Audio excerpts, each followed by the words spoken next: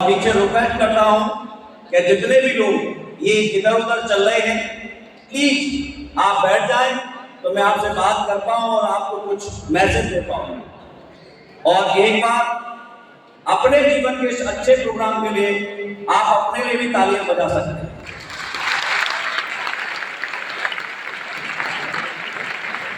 Thank you. कितने लोग हैं जो पहली बार मुझे सुन रहे हैं?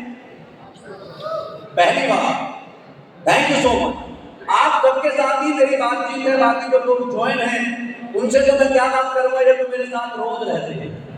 आप पहली बार आए हैं, आज आपने देखा इस स्टेज पर बहुत अच्छे पढ़े लिखे लोग भी आए थे, अनपढ़ भी आए थे, कोई मंडी में हमाली करने वाला भी आया था, कोई 2,500 रुपए कमाने वाला भी आया था, टीचर था, कोई चश्मे की दुकान करता था, कोई 50 रुपए जेब में लेके आया था, कोई इंडियन आर्मी से आया था। ये सब कमजोर आदमी की समझ सकता हूं, कम पढ़े लिखे की समझ सकता हूं, तो उसके पास कोई रास्ता नहीं है। लेकिन अच्छे पढ़े लिखे लोग क्यों आए? क्योंकि हमारे समाज में तो ये माना जाता है कि पढ़ाई सबसे बड़ी चीज है। यह जानो, इन सभी को पहले तो मैं अपनी तरफ से बहुत बहुत शुभकामनाएं देता हूं। आज हमारे 2 बड़े रैंक अचीव हुए हैं। मनोज मेहरा जी को, उनके परिवार को बहुत बहुत शुभकामनाएं। और हनुमान जी, आप अकेले नहीं जाएंगे लंका में, राम जी भी साथ ही चलेंगे आपके।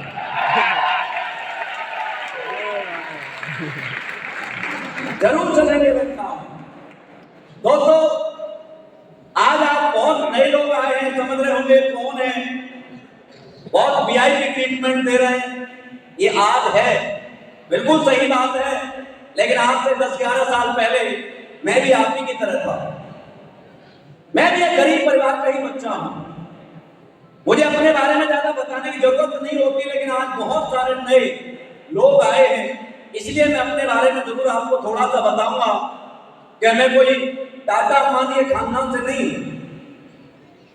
और ना ही टाटा अंबानी खानदान से कोई व्यक्ति आपको करोड़पति बनाने आएगा, नहीं आएगा। मैं भी एक किसान का बेटा हूं। हम 5 भाई थे, मैं छोटा हूं, और 12वीं करते ही घर पर प्रेशर था कि कुछ करो, घर नहीं चलता। और मुझे भगवान की कृपा हुई और मुझे भारतीय सेना में जाने का मौका मिला। मैं तो आर्मी में नौकरी कर रहा था। करोड़पति कैसे बनते हैं, माइक कैसे पकड़ते हैं, करोड़पति कैसे बनाते हैं, ये तो मेरे लिए बहुत दूर की बात थी, क्योंकि मेरे तो खानदान में भी कोई करोड़पति नहीं था।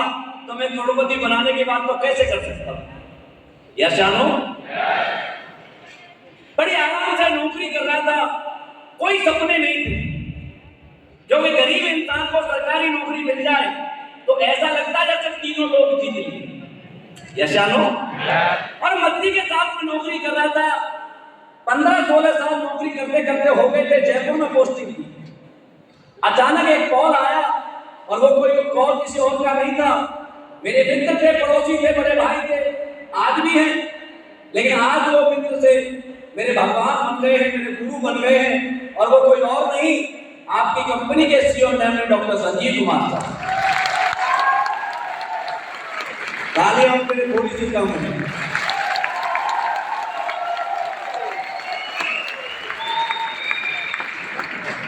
कोई तो मुझे देख के सीटी भी मार रहा है।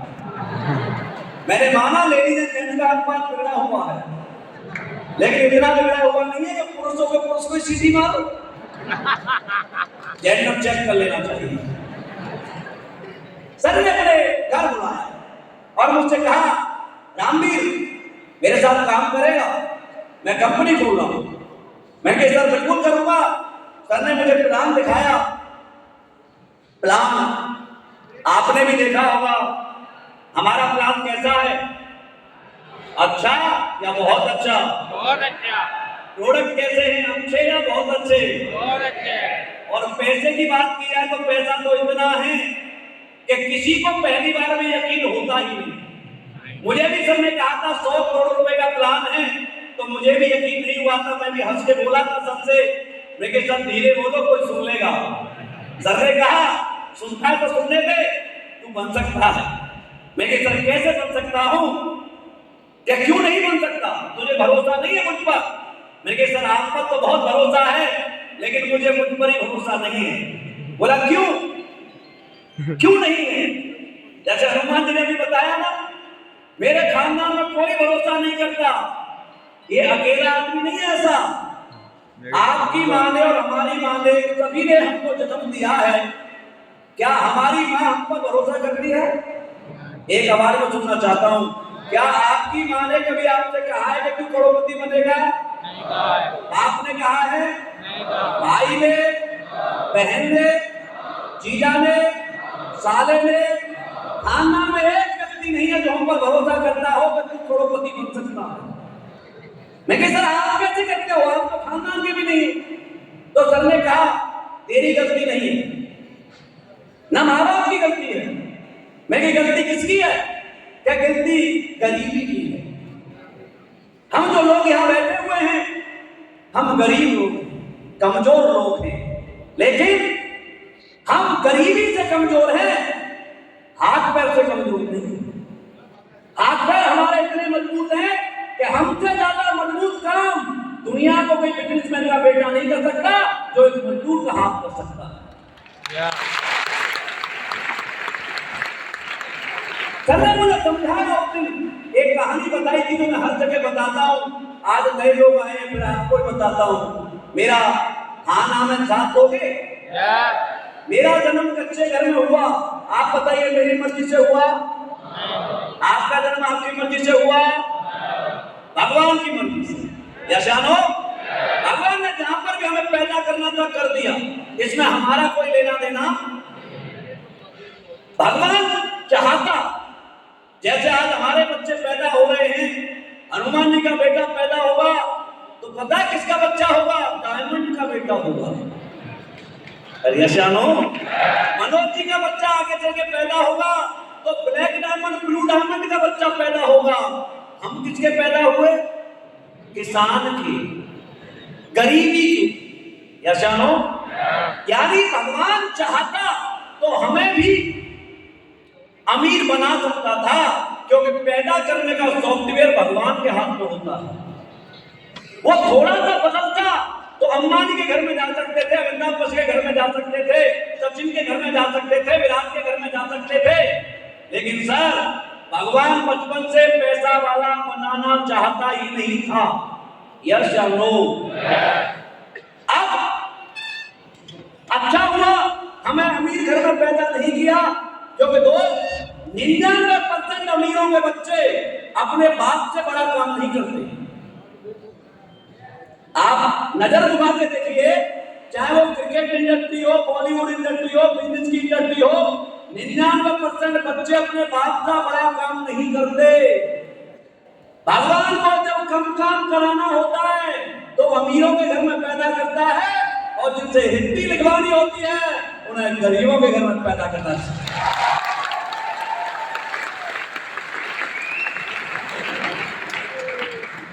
और बड़े हुए, हमें सरकारी स्कूल में मेरा एडमिशन हुआ। आप में से कितने लोग सरकारी स्कूल में पढ़े? थोड़ा हाथ ऊपर करना। और तेरी मेरा खानदान ही बैठा हुआ यहाँ पर है। आप बताइए वो स्कूल हमारी मर्जी का था क्या? नहीं।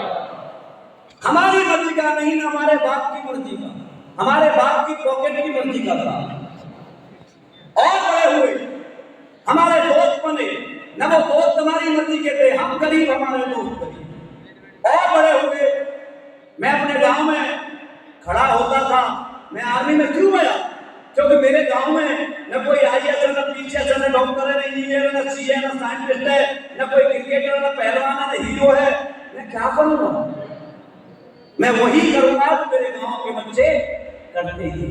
मैं आर्मी में गया क्योंकि मेरे ताऊजी के 2 लड़के आर्मी में थे। मैंने उन्हें पूछा भैया आर्मी में कैसे जाते? एक प्रोसेस बताया कि बेटा ये कर लेगा तो तुम आर्मी में जा सकता है। गारंटी नहीं है। मैंने 1 साल प्रैक्टिस की और आगरा से भर्ती देखी। मैं पहली भर्ती में इंडियन आर्मी में सेलेक्ट हो गया।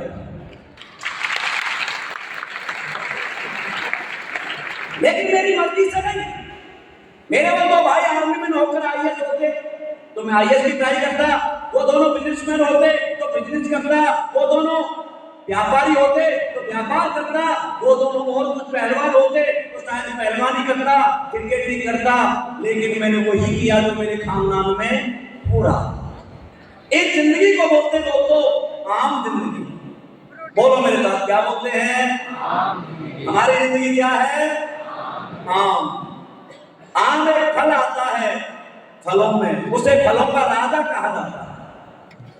उस आम के साथ जो अत्याचार होता है, इस जमाने में आम जनता के साथ वही अत्याचार होता है। आम के साथ क्या होता है? छोटा सा होता है, तोड़ के चटनी बना दी जाती है, जवान होता है, हार के अचार डाल दिया जाता है, और भाई जब पक गया तो चूस करके फेंक दिया जाता है। आम बन के रहोगे, जमाना चूस के फेंक देगा, और डायमंड बन के रहोगे तो जमाना गले में हार पहनाता रहेगा। क्या बन के रहना चाहते हो? आम या डायमंड? पीछे तक आम या डायमंड? डायमंड कहां से निकलता है? एक कहावत पुरानी हो गई है, डायमंड कोयले से निकलता, खान से निकलता है। मैं आज स्टेज से कहता हूं, डायमंड कोयले की खान से निकलता होगा, हमें नहीं पता, हमने नहीं देखा, लेकिन डायमंड असली के बैलेंस से निकलता है।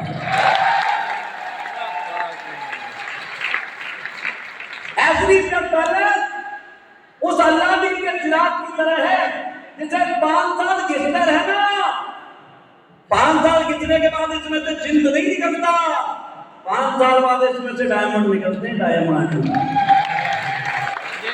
हीरा डायमंड।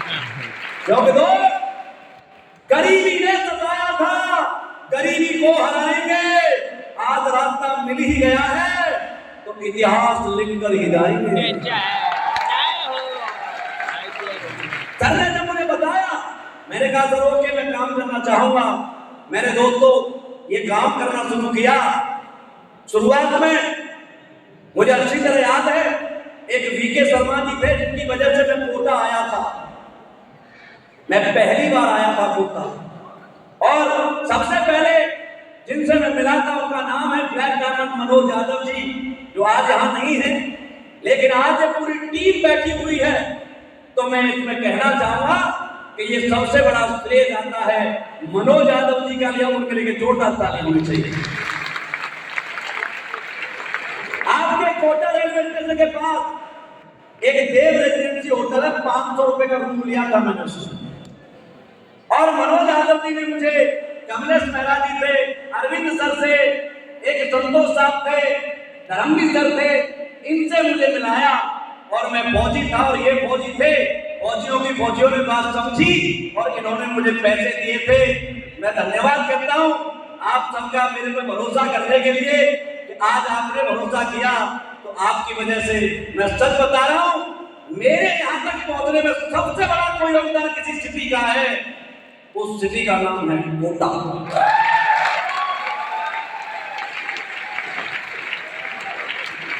और मैं हमेशा कहता हूं, जहां न होता कोटा, उसका नाम है। यहां कभी किसी चीज का टोटा नहीं है। और मैं काम करता गया, लगभग 18 महीने मैंने आर्मी में रहकर काम किया था। आज मुझे 11 साल हो गए टोटल। मैं जब आया था तो एक हीरो होंडा पैशन में आया था, लेकिन आज ऑडी जैगवार और फॉर्च्यूनर जैसी गाड़ियां गुरुजी ने मुझे गिफ्ट में दी हैं। एक 2 BHK घर में रहता था जब मैं आया था, लेकिन आज 7 करोड़ के पेंट हाउस में आपका भाई इस कंपनी की वजह से रहता है। इनकम बताऊंगा तो शायद आपको यकीन नहीं होगा, क्योंकि मुझे ही नहीं होता। मैं भी कभी कभी रजाई में मुंह देके हंसता हूं, ये मेरा ही पैसा है। पिछले 1 साल में लगभग 7.5 करोड़ रुपए मेरे अकाउंट में आए,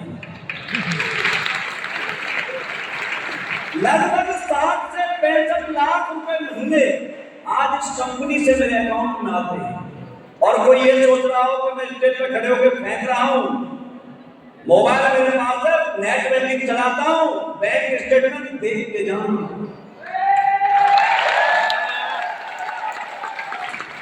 मेरा नाम रामवीर है, मैं मेरे नाम के हिसाब से काम करता हूँ। मेरा काम किसी को झूठ बोलना, फंसाना, धोखा देना नहीं है। पैसा तो लोग और भी कमाते हैं, कोई यूरिया से दूध बनाता, दाल में शक्कर मिलाता, झूठ बोलता, दलाली करता है, लोगों को धोखा देता है। अरे धोखा देके कमाने वाले को, जो पैसा कमाते हैं, उसे विकृति बोलते हैं। आप अपना कमाएं, हम हमारा कमाएं, इसे प्रकृति बोलते हैं। और हम ईमानदारी से कमाएं, हमारे साथ हजारों और कमाएं, इसे संस्कृति बोलते हैं।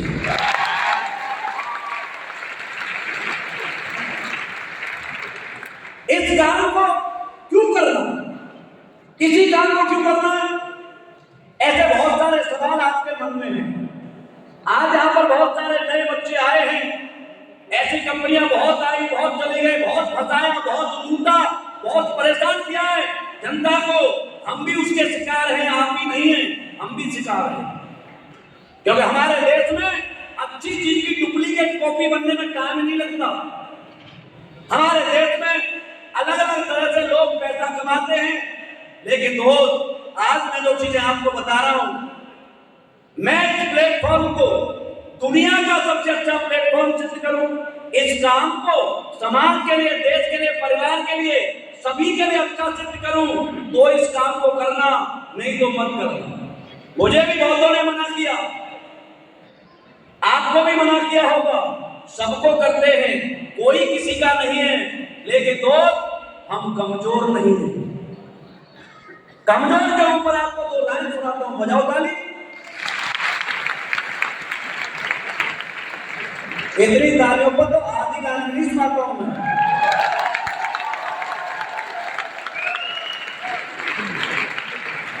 कमजोर कोई होता ही नहीं। टाइमिंग सुनो, और वाला बोलने से पता लगता तुम जिंदा हो। बोलोगे समय से, कमजोर कोई होता ही नहीं, और सब खेल लक्ष्य का होता है। कमजोर घरों के बच्चों को इतिहास बनाते देखा है।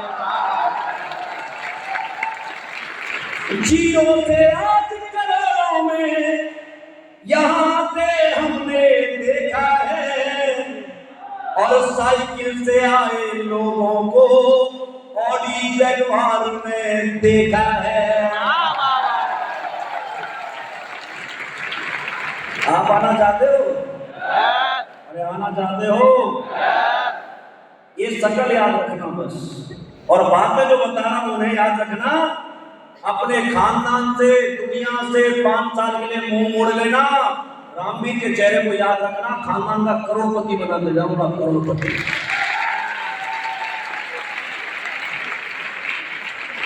क्यों करना इस काम को? अरे तो जमाना बदल चुका है। आज पैसा कमाने का जमाना बदल चुका है, हर चीज बदल रही है। तो तुम्हें भी पैसा कमाने का सिस्टम बदलना पड़ेगा। मैं माँ बाप की बात कैसे मान लूं? मेरे पिताजी के जमाने में 3 रुपए में शादी होती थी। मेरी मम्मी बैलगाड़ी में बैठ के आई थी। मेरी वाली आएगी क्या? तुम्हारी वाली आएगी क्या? तो क्या चाहिए उसके लिए? और पैसा करने के लिए कोई रास्ता है क्या? नहीं है।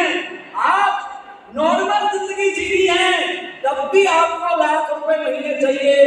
क्योंकि 1920 में 1 रुपया महीना जो कमाता था, उसकी जिंदगी आराम से चलती थी। कितना? 1 रुपया। 1940 में हर 20 साल बाद महंगाई बढ़ती है। 1940 में जो व्यक्ति 10 रुपए कमाता था, उसकी जिंदगी बढ़िया चलती थी। 1960 में जो 100 रुपए कमाता था, उसकी जिंदगी बहुत बढ़िया चलती थी। 1980 में जो आदमी 1000 रुपए महीने कमाता था, उसकी जिंदगी बहुत बढ़िया चलती थी। सन 2000 में जो आदमी 10,000 रुपए महीने कमाता था, उसकी जिंदगी बढ़िया चलती थी। आज 2020 हो चुकी है। यदि आप 1 लाख रुपए महीने कमाते हैं, तो आज आपकी जिंदगी नॉर्मल चलेगी, पैसे वाली नहीं। और भाई साहब 2040 में यदि नॉर्मल जिंदगी जीनी है, तो 10 लाख रुपए महीने चाहिए। क्या आपके पास कोई 10 लाख रुपए महीने कमाने का रास्ता है? आवाज नहीं आई है? क्या नौकरी से ये पैसा आ सकता है? अरे अब तो आजकल चोरों ने भी रास्ता बदल दिया। पहले आपने देखे होंगे तमंचा रख करके, चक्कू मार करके, चोरी करके, घर में डाका डाल के लोग चोरियां करते थे। यक्षानो, आज ऐसा होता है क्या? क्या हुआ, चोर खत्म हो गए क्या? नहीं, चोर खत्म नहीं हुए, बल्कि चोर स्मार्ट हो गए। आप चोर आपकी जेब से नहीं निकालते, आप चोर डायरेक्ट अकाउंट से निकालते हैं। और आपको ऐसा लगता है कि ऐसा नहीं होता, तो हमारे साथ धर्मवीर सर बैठे हुए, इन्होंने खुद ही डाले थे।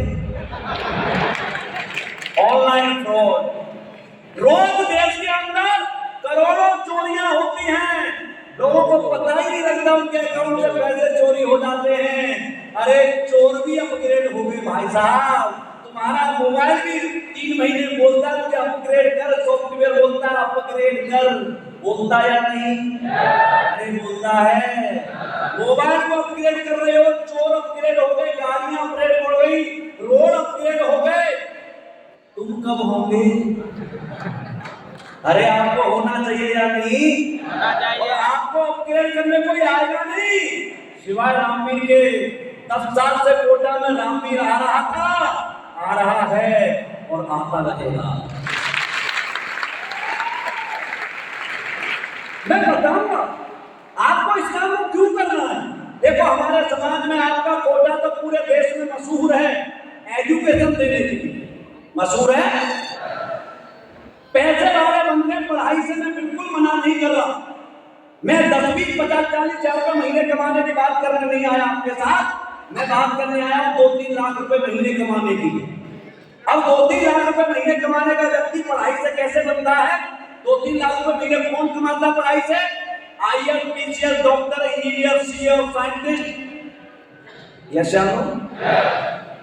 पढ़ाई से पैसे वाला बनता है। मैं आपसे एक सवाल पूछना चाहता हूं, मेरा हाँ ना में जवाब देना।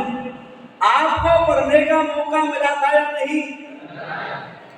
एक सुर में मिला था या नहीं? आप स्कूल गए थे या नहीं? आप क्यों अच्छी तरह नहीं पढ़े? आप भी पढ़ रहे थे तो यहां बैठने की जरूरत नहीं थी।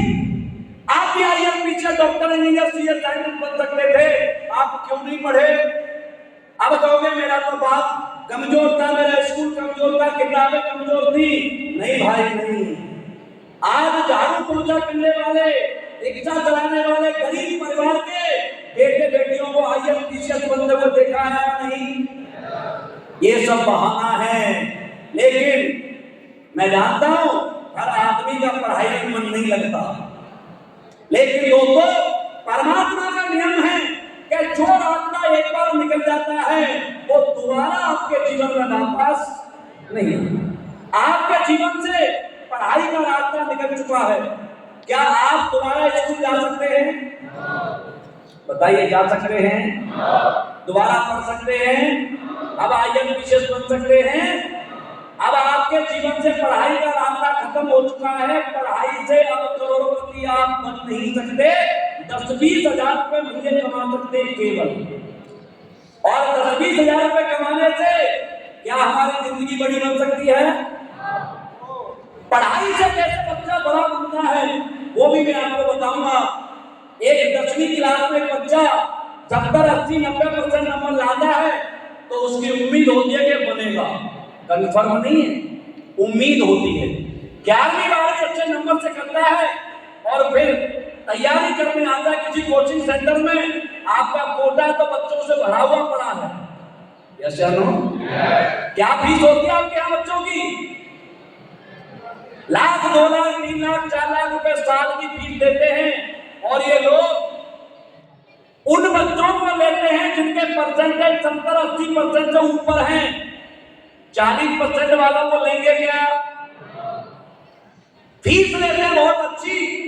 50 लाख बच्चे हमारे देश में इन बड़े बड़े कोचिंग सेंटर में पढ़ने के लिए जाते, तैयारी करने जाते हैं, लेकिन दोस्तों आपको जानकर हैरानी होगी कि 50 लाख में से केवल 10,000 बच्चों का नंबर आता है। और नंबर आता है, अभी नौकरी मिली नहीं है, डॉक्टर में नंबर आया है तो 5 साल एमबीबीएस करना, बोलो करना, बीटेक करना, एमडी करना, सीए करना, 5 साल और माँ बाप के पैसे लगवाता है।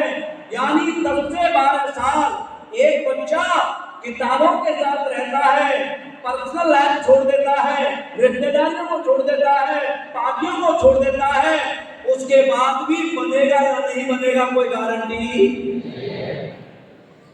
चलो 10,000 का नंबर तो आ गया, मान लिया वो तो, लेकिन 49,90,000 का क्या होगा कालिया? टैलेंट तो उनके पास भी है, है या नहीं है? क्या करें वो? मैं आपको आज बता रहा हूं, हमारे देश की बेरोजगारी को देखते हुए और एग्रीकल्चर फाइनेंस की ग्रोथ को देखते हुए आने वाले समय में आप हमारे साथ बने रहना। ये सब 90% वाले लोग एक दिन आपके नीचे आके नेटवर्क मार्केटिंग करेंगे।